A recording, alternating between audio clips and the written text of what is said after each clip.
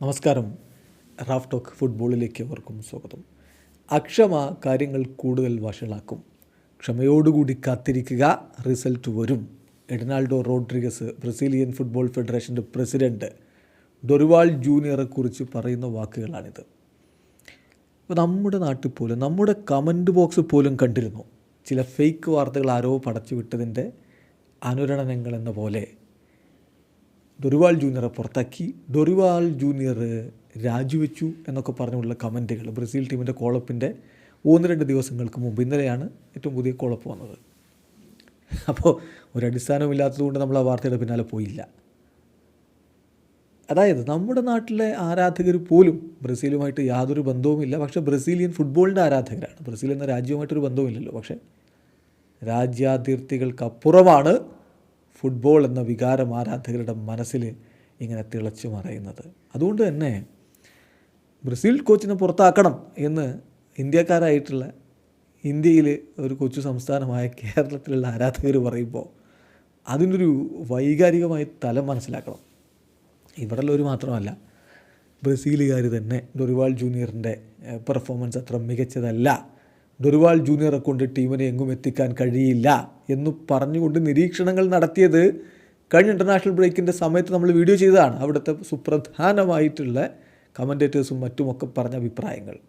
അപ്പോൾ ആ അഭിപ്രായങ്ങളോടാണ് ഇന്നലെ ബ്രസീൽ ടീമിൻ്റെ പ്രഖ്യാപനത്തിൻ്റെ സമയത്ത് അവരുടെ CBF പ്രസിഡൻ്റായിട്ടുള്ള എഡ്നാൾഡോ റോഡ്രിഗസ് പ്രതികരിച്ചിരിക്കുന്നത്. അപ്പോൾ എഡ്നാൾഡോ റോഡ്രിഗസിൻ്റെ വാക്കുകളിലേക്ക് നമ്മളൊന്ന് പോവുകയാണ്. അദ്ദേഹം പറയുന്നത് ഇങ്ങനെയാണ്: പേഷ്യൻസ്, ക്ഷമയോടുകൂടി കാത്തിരിക്കണം. അതിപ്പോൾ ക്ലബിലാണെങ്കിലും ദേശീയ ടീമിലാണെങ്കിലും കാര്യങ്ങൾ അങ്ങനെയാണ്. പോസിറ്റീവ് റിസൾട്ട്സിന് വേണ്ടി നമ്മൾ പ്രതീക്ഷയോടുകൂടി കാത്തിരിക്കുക. പക്ഷേ ഇംപേഷ്യൻസിലേക്ക് പോയാൽ, അക്ഷമയിലേക്ക് പോയാൽ സ്ഥിതിഗതികൾ കൂടുതൽ വഷളാവുക മാത്രമേ ചെയ്യുകയുള്ളൂ. ഇപ്പോൾ ഡൊറിവാൾ ജൂനിയറുടെ കാര്യത്തിൽ അദ്ദേഹം ടീമിനെ പരിശീലിപ്പിച്ച് തുടങ്ങിയിട്ടേ ഉള്ളൂ, അദ്ദേഹത്തിൻ്റെ വർക്ക് ആരംഭിച്ചിട്ടേ ഉള്ളൂ. കോപ്പ അമേരിക്ക ഒഴിവാക്കിയാൽ കോപ്പ അമേരിക്കയുടെ സമയത്ത് കുറച്ചധികം സമയം കിട്ടിയിട്ടുണ്ട്. അല്ലാത്ത ഘട്ടങ്ങളിലൊക്കെ വളരെ കുറച്ച് സമയം മാത്രമേ അദ്ദേഹത്തിന് ടീമിനെ ട്രെയിൻ ചെയ്യാൻ വേണ്ടി ലഭിച്ചിട്ടുള്ളൂ.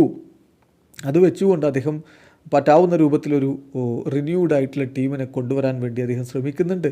അതിൽ എക്സ്പീരിയൻസ്ഡ് ആയിട്ടുള്ള പ്ലെയേഴ്സും അതേസമയം തന്നെ കുറേ പുതിയ താരങ്ങളെയും നമുക്ക് കാണാൻ പറ്റും. സോ അദ്ദേഹത്തിൻ്റെ ഫിലോസഫിക്കനുസരിച്ച് ടീം മാറി വരുന്നേ ഉള്ളൂ. എപ്പോഴും നമ്മൾ താരങ്ങൾക്കാണ് പ്രാധാന്യം കൊടുക്കുക, അവരെവിടെയാണ് കളിക്കുന്നത് എന്നുള്ളതല്ല, ഏത് രാജ്യത്ത് ക്ലബ് ഫുട്ബോൾ കളിക്കുന്നു എന്നുള്ളതല്ല. നന്നായി കളിക്കുന്നുണ്ടെങ്കിൽ ദേശീയ ടീമിലേക്ക് അവർക്ക് ഇടം ലഭിക്കുകയും ചെയ്യും. നാഷണൽ ടീമിന് അങ്ങനെ ഒരു ഫിക്സഡ് റോസ്റ്റർ ഓഫ് പ്ലെയേഴ്സ് ഇല്ല. ആരെ വേണമെങ്കിലും മികവനുസരിച്ച് ടീമിലേക്ക് എടുക്കാം. ഇത് വളരെ ഇമ്പോർട്ടൻ്റ് ആയിട്ടുള്ള കാര്യമാണ്. എല്ലാ കോളപ്പിലും നിങ്ങൾക്ക് കാണാൻ പറ്റും കുറച്ച് പുതിയ താരങ്ങൾ, വ്യത്യസ്തരായിട്ടുള്ള താരങ്ങൾ, ഡൊറിവാളിൻ്റെ ഫിലോസഫിക്കനുസരിച്ച് വർക്ക് ചെയ്യാൻ പറ്റുന്ന താരങ്ങൾ സ്ക്വാഡിലേക്ക് വരുന്നത് നിങ്ങൾക്ക് കൃത്യമായിട്ട് കാണാൻ പറ്റും. തീർച്ചയായിട്ടും കാത്തിരിക്കുക, റിസൾട്ട് വരും. അല്ലാതെ നമ്മൾ അക്ഷമരായിട്ട് കാര്യമില്ല എന്നാണ് എഡ്നാൾഡോ റോഡ്രിഗസിൻ്റെ വാക്കുകൾ. എഡ്നാൾഡോ റോഡ്രിഗസ് CBFൻ്റെ പ്രസിഡൻ്റായിട്ട് ഇപ്പോൾ 4 പരിശീലകർ അദ്ദേഹത്തിൻ്റെ കീഴിൽ വന്നു. ഒന്ന് ടിറ്റെ തുടർന്നു. എഡ്നാൾഡോ റോഡ്രിഗസ് വന്ന സമയത്ത് ടിറ്റെ അദ്ദേഹത്തിൻ്റെ വർക്ക് തുടർന്നു. ദെൻ ഖത്തർ വേൾഡ് കപ്പിന് ശേഷം അദ്ദേഹം സ്റ്റെപ്പ് ഡൗൺ ചെയ്തു. ഇപ്പോൾ ഒരു കാര്യം കൂടി പറഞ്ഞു പോട്ടെ, ടിറ്റയുടെ കാര്യത്തിൽ ഇപ്പോൾ ഫ്ലെമിംഗോ ആരാധകർ വലിയ രൂപത്തിൽ എതിർപ്പുമായിട്ട് വരുന്ന ഒരു കാഴ്ച കാണുന്നുണ്ട്. കോപ്പ ലിബർട്ടഡോറസിലെ തിരിച്ചടിയൊക്കെ അദ്ദേഹം അവരുടെ സമീപകാലത്ത് ഏറ്റവും വേസ്റ്റ് ആയിട്ടുള്ള കോച്ചാണ് എന്ന തരത്തിൽ പ്രതികരണം അവിടെ വന്നു തുടങ്ങിയിട്ടുണ്ട്. അതവിടെ നിൽക്കട്ടെ.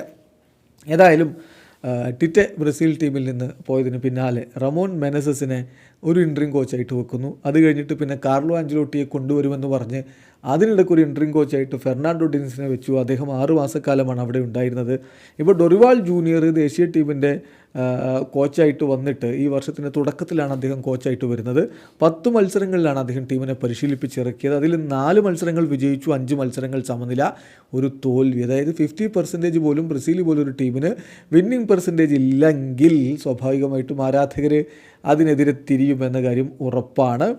ഏതായാലും ബ്രസീൽ ഒക്ടോബർ മാസത്തിൽ വീണ്ടും കളിക്കളത്തിലേക്ക് ഇറങ്ങുന്നു. 2 മത്സരങ്ങളുണ്ട്.